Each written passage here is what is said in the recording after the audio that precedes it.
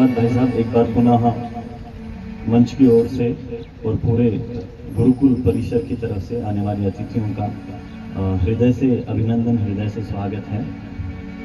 और मैं बात कर रहा था कि सभी ऋषियों ने, सभी देवी देवताओं ने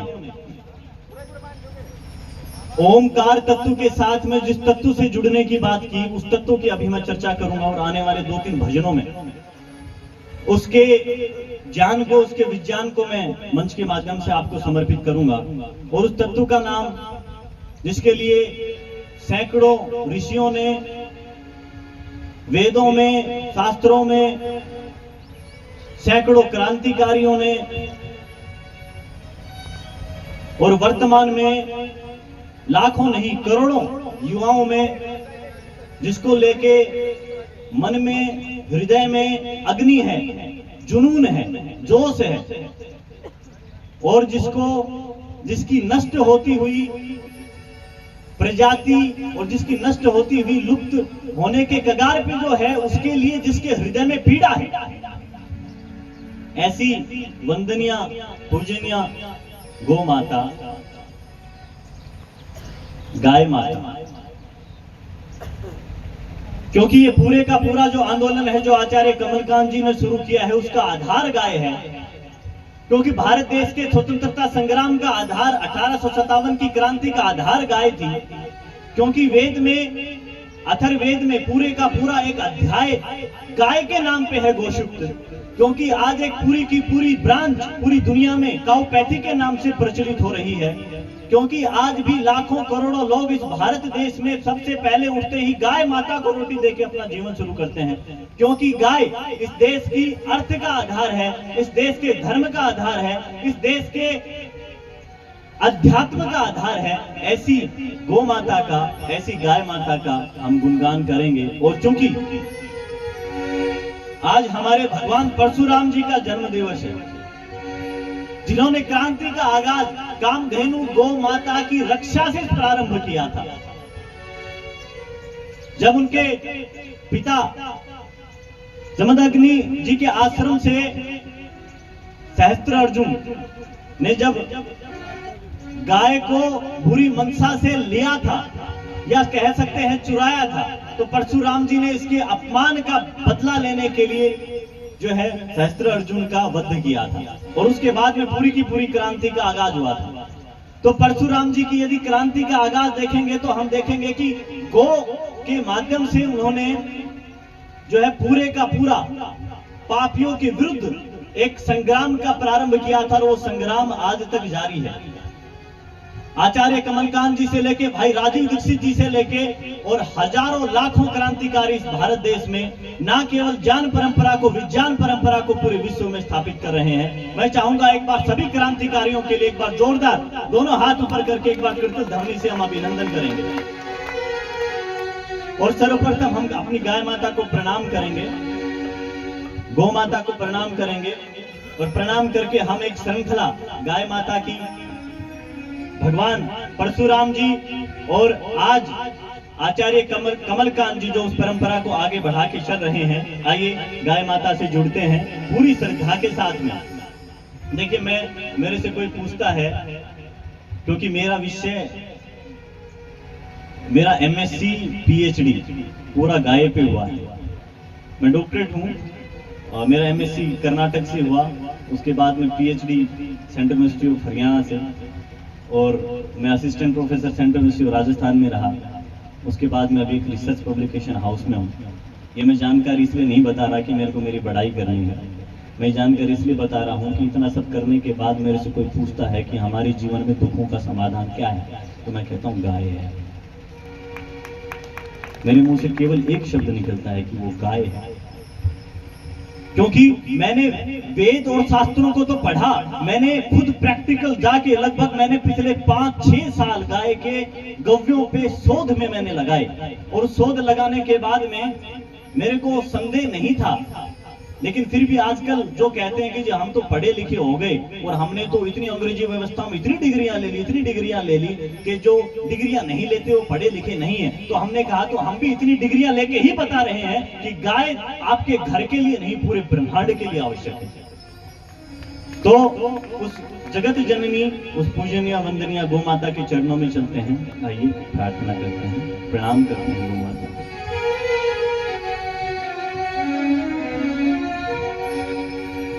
गौ माता को प्रणाम, हमारी गौ माता को प्रणाम, हमारी गौ माता को प्रणाम, हमारी गौ माता को प्रणाम। जिसको चरावे ग्वाला बनकर श्री कृष्ण भगवान, हमारी गौ माता को प्रणाम, हमारी गौ माता को प्रणाम।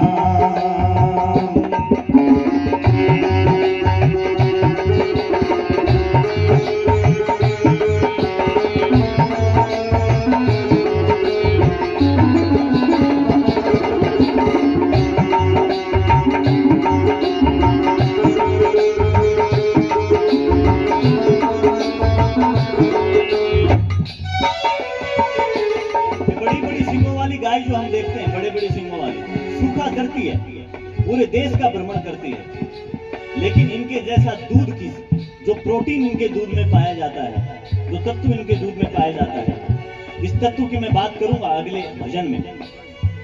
सूखा खा के मीठा दूध बनाना, सूखा खा के हमें अमृत प्रदान करना, ये अगर कोई कर सकती है तो गाय माता कर सकती है। रूखा सूखा खाकर मैया मीठा दूध बनाती है, मीठा दूध बनाती है। अपने कई बार बछड़े के भी लात मारती है कि अब हट जा, वो दूध निकालेंगे। आजकल एक बड़ा जबरदस्त कॉन्सेप्ट चल रहा है वेगन का जी, दूध मत पियो, घी मत खाओ, पूरी दुनिया में बड़ा प्रसिद्ध हो रहा है वेगन कॉन्सेप्ट। दूध नहीं पीना, घी नहीं खाना, ये इतना बड़ा षड्यंत्र है जिसकी आप और हम कल्पना ही नहीं कर सकते। कहते हैं दूध तो बछड़े के लिए है, वाह, दूध बछड़े के लिए। मैं कहता हूं भाई, अगर वो 1 महीने के या 15 दिन के बछड़े को अगर किसी गाय के नीचे 12 लीटर दूध है पिलाएगा तो मर नहीं जाएगा 10 लग के। गाय को, जो गाय माता जहां पे रहती है उस पे रहने वाले उसके जो उनको पालन करता है,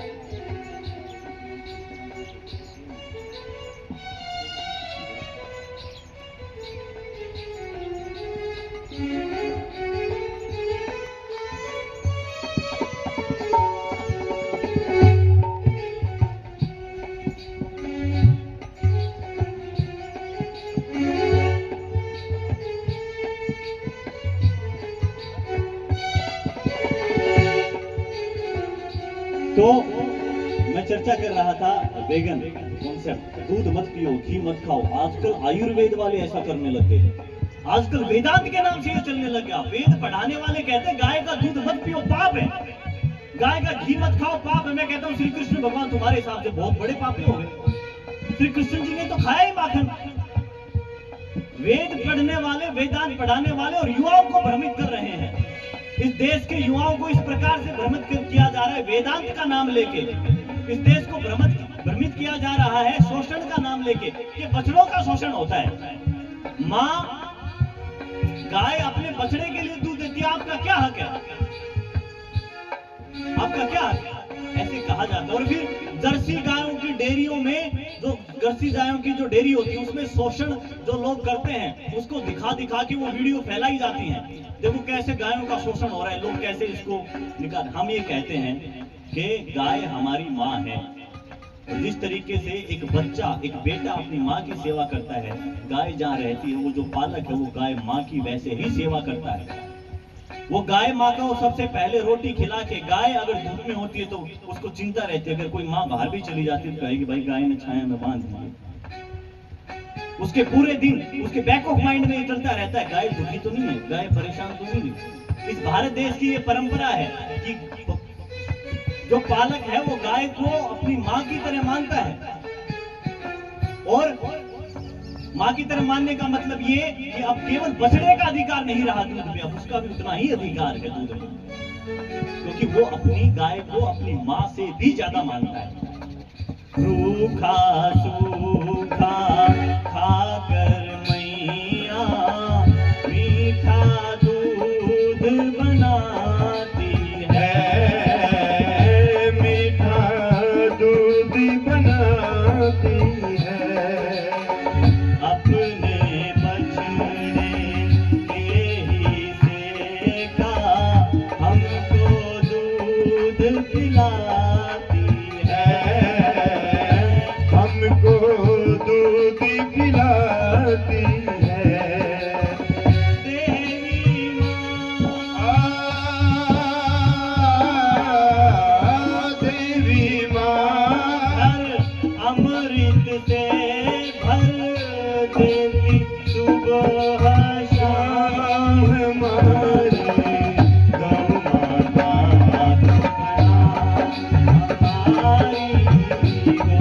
हमारी को प्रणाम, हमारी गौ माता को प्रणाम।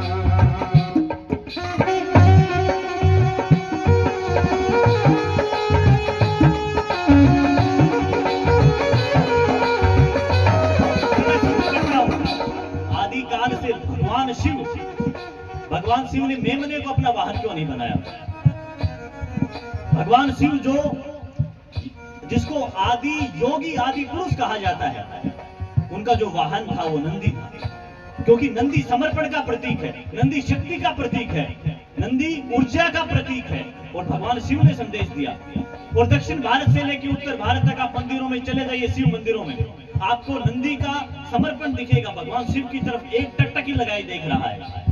लेकिन आज दुर्भाग्य इस भारत देश का कि नंदियों को एक टकटकी लगाए क्या, अपनी नजरों के सामने अच्छा नहीं लगता, लठ मारे जा रहे हैं, जेड़ी मारी जा रही है आज उस नंदी को। उपाय नहीं मिलता जी, खेत खराब करते। 1 लाख बहाने नंदी को डंडे मारने के, लेकिन 1 करोड़ बहाने हैं नंदी की सेवा करने के, क्योंकि मेरे भगवान शिव ने सेवा की। और जितने भी बड़े बड़े ऋषि हुए, आप किसी भी ऋषि का नाम लीजिए, आप रमण महर्षि का नाम लीजिए, आप श्री कृष्ण जी का नाम लीजिए, आप श्री राम जी का नाम लीजिए, आपको जो पुरानी बात थी अब का नाम लीजिए, पंडित श्री राम शर्मा आचार्य हमारे गुरु आदरणीय बाबूजी अतर सिंह जी जानते हैं, इन्होंने उसके साहित्य को पढ़ा हुआ है, जिया हुआ है।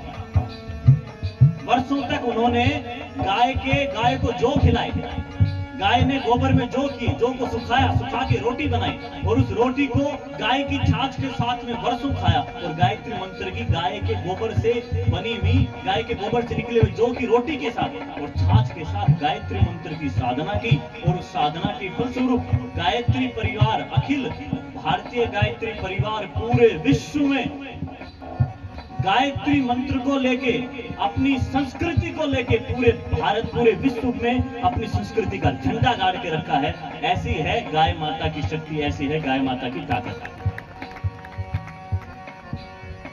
तो भगवान शिव से लेके आज के बड़े बड़े आश्रम, जो आश्रम बिना, जहां गाय नहीं है जिस आश्रम में, वो आश्रम ही नहीं है। आज मैं देखता हूं बड़े बड़े गुरुकुलों में बिना गायों के गुरुकुल चल रहे हैं। आज मैं देख रहा हूं बड़े बड़े आश्रमों में बिना गायों के आश्रम चल रहे हैं। आध्यात्म की मूल है गाय माता, अध्यात्म के आधार। और मैं ये केवल वेदों की बात में नहीं कर रहा, मैं ये पूरी की पूरी, इसमें पूरे साइंटिफिक डेटा है। गाय कैसे अध्यात्म की आधार है। और ये आपको गूगल पे भी मिलेगा। आप जब डालेंगे पंचगव्य डाइट नीरज ऐसा करके जब डालेंगे तो गाय का पूरा जो साइंटिफिक स्टडीज हैं वो निकल के आएंगी। और उसमें हमने अध्ययन किया कि गाय के साथ क्या वास्तव में स्पिरिचुअलिटी जुड़ी हुई है, क्या गाय के साथ आध्यात्मिकता जुड़ी हुई है। हमने इसको प्रमाणित किया कि हाँ, गाय से व्यक्ति की आध्यात्मिकता पूर्ण रूप से जुड़ी हुई है। तो श्री राम से लेकर श्री कृष्ण तक ये इतनी प्यारी कथा, इतनी सुंदर कथा। तू श्री राम के घर की बरकत और कान्हा की गो मैया, और कान्हा की गो मैया, बाबा नंद लाडली है तू, पसंद करे दाऊ भैया, पसंद करे दाऊ भैया।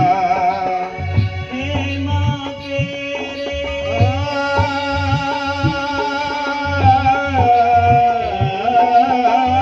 हे माँ तेरे दर्शन से हो सारे पूरन काम हमारे, गौ माता को प्रणाम, हमारी गौ माता को प्रणाम।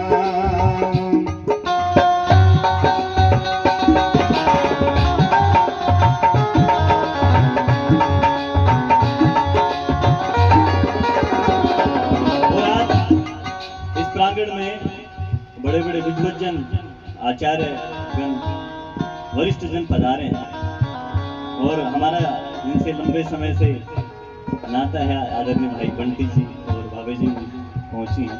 जब हम बिल्कुल उस समय में +2 में था, जब हम छोटे छोटे योगा कैंप ऑर्गेनाइज करते थे, तो सुरेंद्र बंटी जी इस समय हमारा बड़ा सहयोग करते थे।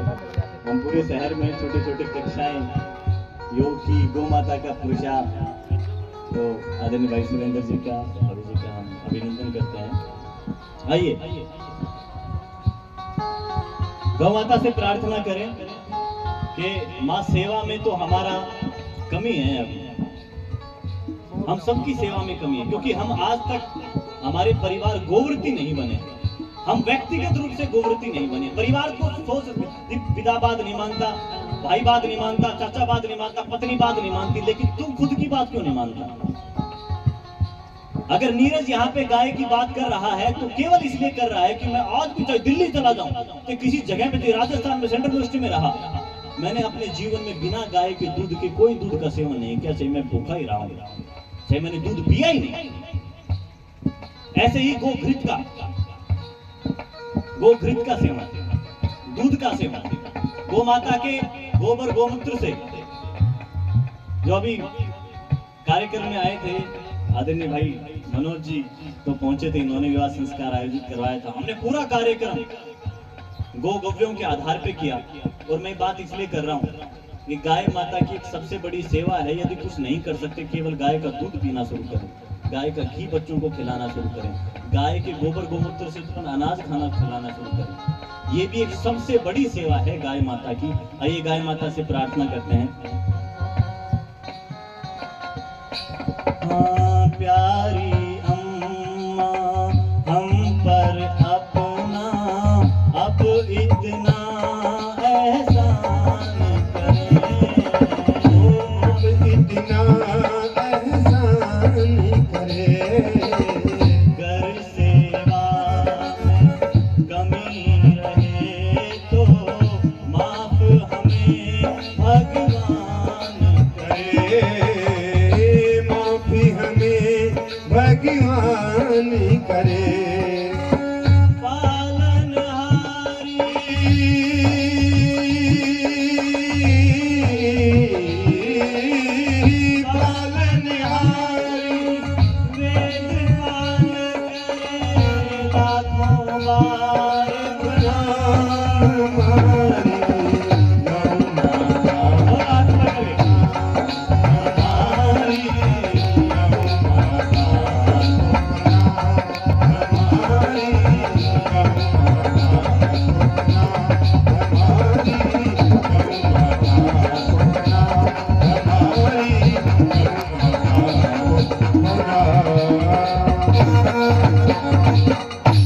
बोलिए गौ माता की जय।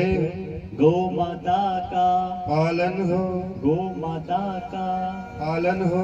और एक और गौ माता का पालन करेंगे। हो का मतलब ये हो जाता है जी, हो मतलब दूसरा भी कर लेगा, अब बच जाओ। तो हो का एक अर्थ ये है कि हम गौ माता का पालन करेंगे। और जब गाय माता की जब हम बात करते हैं तो 5 गव्यों की जरूर बात करते हैं।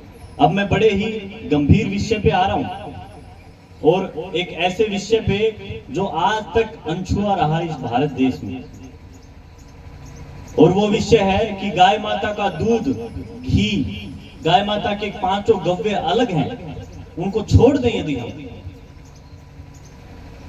केवल गाय माता को अपने पास रखें तो एक पूरी दुनिया में बहुत बड़ी मार्केट खड़ी हो रही है। आप इस बात पे केवल कि गाय माता को पास रखना, उसको छूना, हाथ लगाना, उसके गले के नीचे गल कंबल पे फेरना, उसके ऊपर हाथ फेरना, एक बहुत बड़ी मार्केट पूरी दुनिया में खड़ी हो रही है। शायद आपको ये जानकारी होगी मैं किस मार्केट की बात कर रहा हूँ।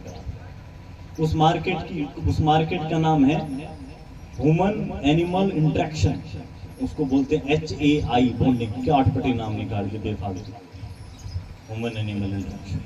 एक दूसरा नाम निकाला है human animal bond, HAB, human animal bonding. एक तीसरा नाम निकाल दिया काउ कडलिंग। एक चौथा नाम निकाल दिया काउ थेरेपी। फिर हमने भी थोड़ी मूर्खता की, हमने भी कहा भाई इन सबसे बड़ी अंग्रेजों के नाम से बढ़िया तो इसमें फिर हम काउपैथी बना देते हैं इसको, काउपैथी। तो बहुत बड़ी मार्केट खड़ी हो रही है दुनिया में, मतलब $200 1 घंटे केवल गाय के पास रहने के। और क्यों कर रहे हैं ऐसा? क्योंकि पूरी दुनिया में सबसे बड़ी समस्या इस समय साइकोसोमेटिक डिजीजेज की है, जो बीमारी तनाव से पैदा होती है। सारी बीमारियां वो हैं, लगभग 80% बीमारियां आज के समय में वो हैं जो तनाव से पैदा होती हैं। 80% बीमारियां तनाव प्लस भोजन, 2 प्रमुख कारण तनाव। और इन बीमारियों को बोलते हैं साइकोसोमेटिक डिजीजेज। इनको दूसरा नाम बोलते हैं नॉन कम्युनिकेबल डिजीजेज या स्ट्रेस रिलेटेड डिसऑर्डर। एक और नाम दिया जाता है लाइफस्टाइल डिसऑर्डर। लाइफस्टाइल डिसऑर्डर भी वो जो आपकी लाइफस्टाइल से पैदा हुए, लाइफस्टाइल डिजीज। एक बहुत बड़ी दुनिया। $200, $1 में कितने रुपए? $1 में कितने रुपए? हाँ 82-83 चल रहे हैं। 1947 में कितने थे? कितना था? $1 मतलब ₹1। आज $1 मतलब ₹83। कहां पहुंच गया, कहां पहुंच गया? और जब आंकड़ों की बात करते हैं तो उस समय पे 33 करोड़ के लगभग पॉपुलेशन और 33 करोड़ ही गाय। तो कोई जो विद्वान लोग हैं वो इसको ऐसे जोड़ भी देते हैं, ऐसे कनेक्शन बढ़ाते हैं, जोड़ते हैं कनेक्शन बनाना, तो जोड़ देते हैं कि भाई एक आदमी के पास एक गाय इससे आती है। मतलब वो ये कहना चाह रहे हैं कि जब भारत में गाय कम होनी शुरू हुई है तब डॉलर और रुपये का जो डिवैल्यूएशन जिसको बोलते हैं वो बढ़ना शुरू हुआ है, वो अधिक होना शुरू हुआ है। मतलब क्या? मतलब पहले हम अमेरिका को यदि ₹1 की चीज देते थे तो अमेरिका हमें क्या देता था? $1। आज हम अमेरिका को ₹83 की चीज दे रहे हैं तो अमेरिका हमें $1 दे रहे हैं। देखो कहां पहुंचे। और यदि हम अमेरिका से कोई चीज लेते थे तो हमें उस समय पे यदि $1 की कोई चीज थी, ₹1 हम जो है अमेरिका को देते थे। आज अगर ₹1 की चीज है $1 की, आज हमें ₹82 देने पड़ रहे हैं। डबल कंगाली। मैं कहना चाह रहा हूं ये कि गाय का भारत की अर्थव्यवस्था से सीधा साधा संबंध है, और गाय के पास इस भारत देश की सबसे सारे समाधान हैं, सबके सारे के सारे समाधान। अभी एक उत्तर प्रदेश के एक बहुत बड़े पुलिस ऑफिसर हैं, उन्होंने गाय के जो नंदी हैं, नंदी ऊर्जा के नाम से कंपनी शुरू की है, नंदी ऊर्जा।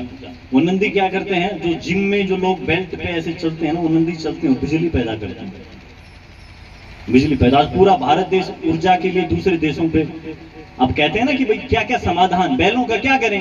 तो बैलों से बिजली बनाओ। लेकिन जी कौन बना के दिखाओ, तो बना के दिखा रहा कि ये पहले देश में जाओ, देख गाओ, ऐसे थोड़ी बैठे बैठे सब मिलेगा। तो हमें ऐसे मॉडल्स को फॉलो करने की आवश्यकता है। मैं कहना ये चाह रहा हूं, गाय माता के शरीर में सारे रोगों की दवा है, गौ माता की काया में सारे रोगों की दवाई है। आइए एक सुंदर से भजन के साथ में हम गौ माता के साथ जुड़ते हैं और उसके बाद में सीधा भाई राजीव जी की तरफ चलेंगे, जिन्होंने इस देश के लिए अपना सर्वस्व योगदान दिया। भाई राजीव जी के बाद में, उस स्वदेशी योद्धा के बाद में भारत में आज करोड़ों लोग स्वदेशी का प्रचार प्रसार करने में जो है लगे हुए हैं। और ये गुरुकुल, राजीव दीक्षित गुरुकुल, उन्हीं की प्रेरणा का ये फल है जो आज पूरे भारत देश में आचार्य कमलकांत जी के माध्यम से इस स्वदेशी सेवाओं को और उनके साथ में जुड़ी हुई पूरी टीम, एक व्यक्ति काम नहीं करता, व्यक्ति के साथ जुड़ी हुई पूरी टीम काम करती है। उस पूरी टीम को मैं नमन करते हुए और आगे उस गीत में आगे बढ़ने से पहले आइए गौ माता की काया से क्या क्या समाधान है जानने का और समझने का प्रयास करते हैं वचन के माध्यम से। गौ माता की काया में भाई हर मरज की दवा बताई। गौ माता की काया में भाई, आप ही गाइए, हर मरीज की दवा बताई। आप भी गाइए साथ साथ। ये जो अभी हो रहा है ना, इसका नाम है भक्ति योग। क्या नाम है? हाँ, वो कब होगा जब गाओगे साथ साथ आनंद में। गाय माता का अभी नहीं, बचपन में तो दूध पिया होगा, उस दूध को याद कर करके, या गाय के पास कभी गए होगे, सहलाया होगा, उसको याद करके, उसको कल्पना करके सभी एक साथ। और जब गाओगे ना, गाते गाते तनाव खत्म हो जाएगा सारा। गाय माता से जब जुड़ते हैं और भक्ति योग करते हैं तो तनाव सारा नष्ट हो जाता है। गौ माता की काया में भाई हर मरज की दवा बताई। गौ माता की काया में भाई हर मरज की दवा बताई।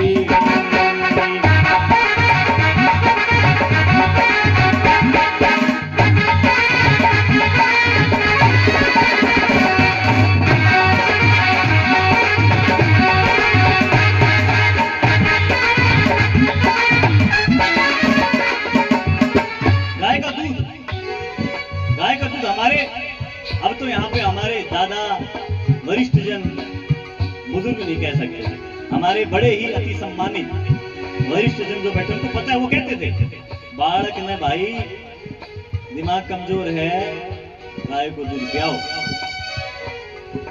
गाय को दूध पियाओ। और कहते थे, बोले भैंस को दूध काम करे बराता ही, और बोले गाय को दूध सिरताई। सिरताई मतलब क्या कहना चाह रहे हैं? वो कहना चाह रहे हैं पूरे का पूरा नर्वस सिस्टम, जितने भी जो नर्व हैं और जितना भी आपका जो नर्वस सिस्टम है, जिसके कई हिस्से हैं, ब्रेन, स्पाइनल कोड में जो न्यूरॉन्स की आदत खराब है हमारी, थोड़ा सा ये पढ़ लिया ना ज्यादा तो भूल जाते हैं, क्षमा चाहता हूं। मतलब देसी भाषा में हम इस तरीके से समझें कि पूरे के पूरा दिमाग, पूरा दिमागी तंत्र, इस पूरे तंत्र को सक्रिय करने का काम देसी गाय का दूध करता है।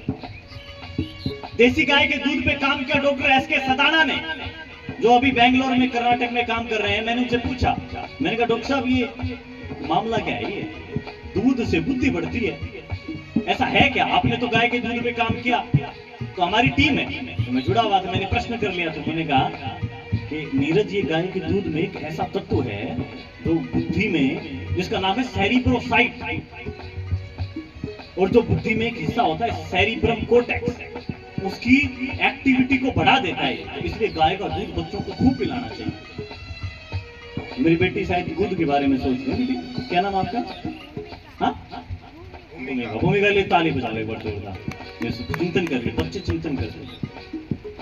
ऐसे सत्संग कार्यक्रमों में जब बच्चे को यदि हम अनायास ही लेके आ जाते हैं, लेके आ जाना चाहिए हमें, क्योंकि इस यहाँ पे जो चल रहा है, एक भी विचार अगर इनके अंदर घुस गया, मैंने ऐसे असंख्य लोग देखे हैं जो कहते हैं जी मैं एक बार कहीं जलसा में गयो तो वो में एक मारा महाराज ने यह बात कही, बस मेरे वाई चिपी गई दिमाग के, आज तक वाई चाल गई, मुझे लेके मैं जीवन में जी ऐसे ऐसे एक बात, एक वाक्य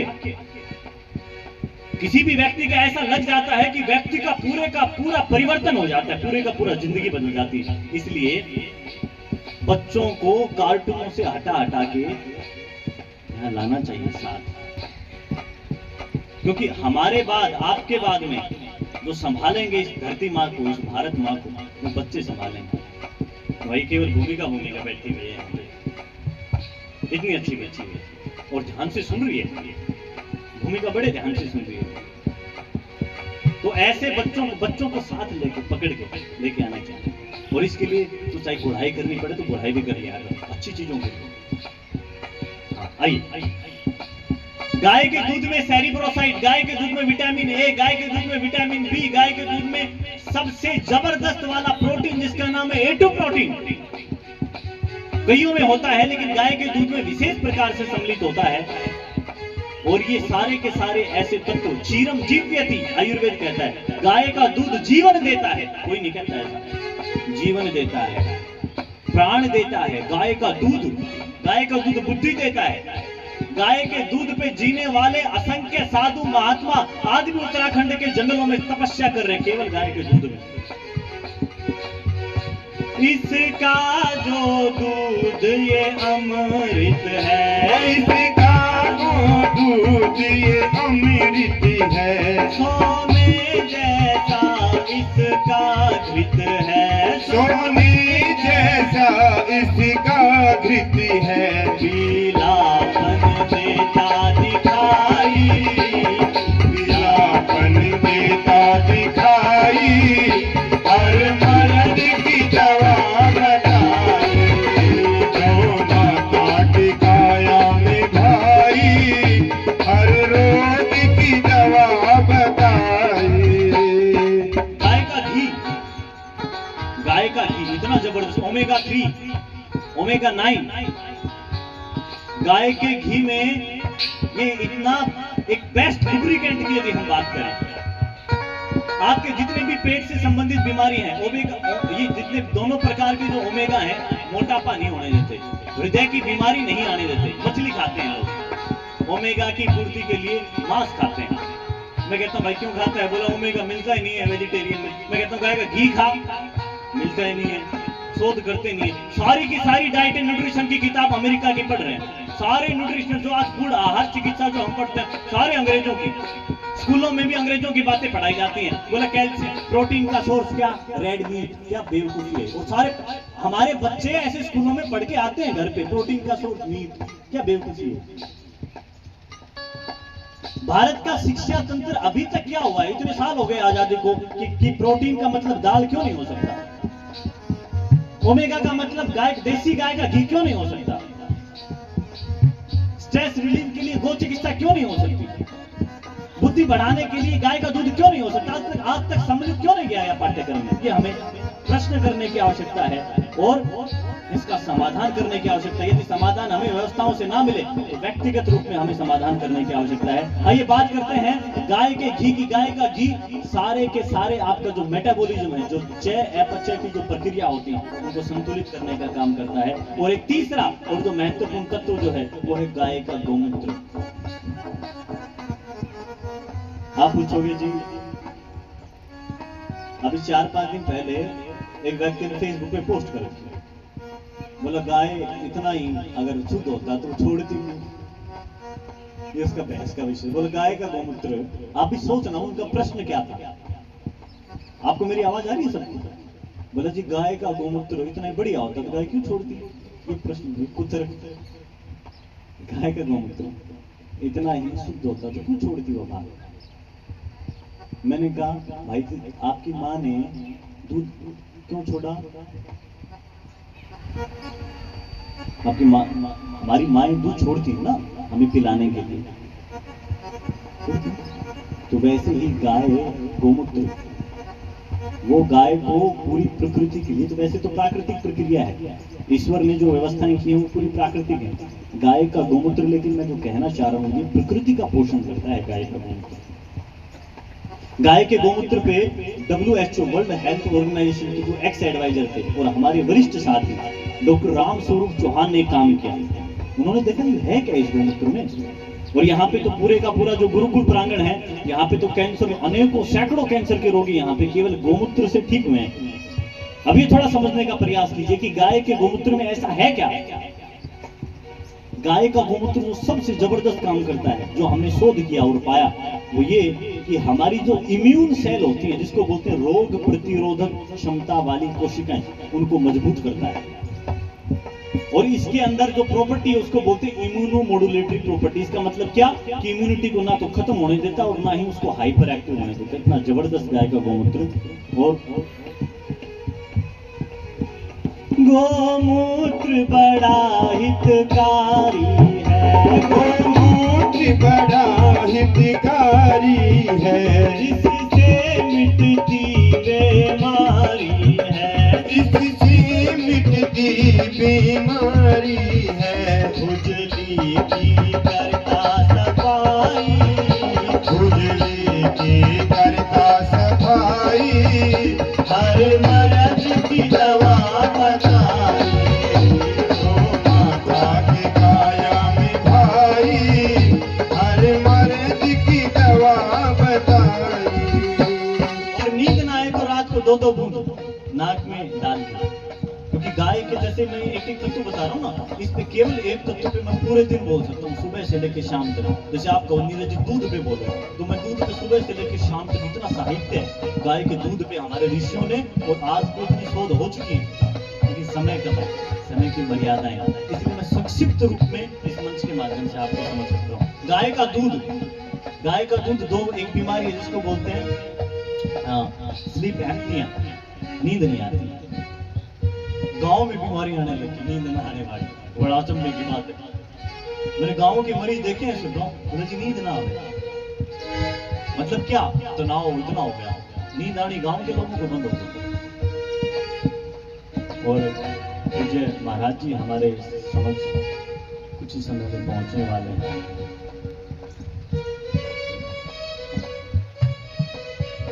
मैं चाहूंगा कि जब भी महाराज जी आगे आए तो एक बार खड़े होकर मुझे महाराज श्री का खड़े होकर अभिवादन करें, अभिनंदन करें, उनको कृतज्ञता और उनको प्रणाम भेंट करें। तो मैं बात कर रहा हूं गाय के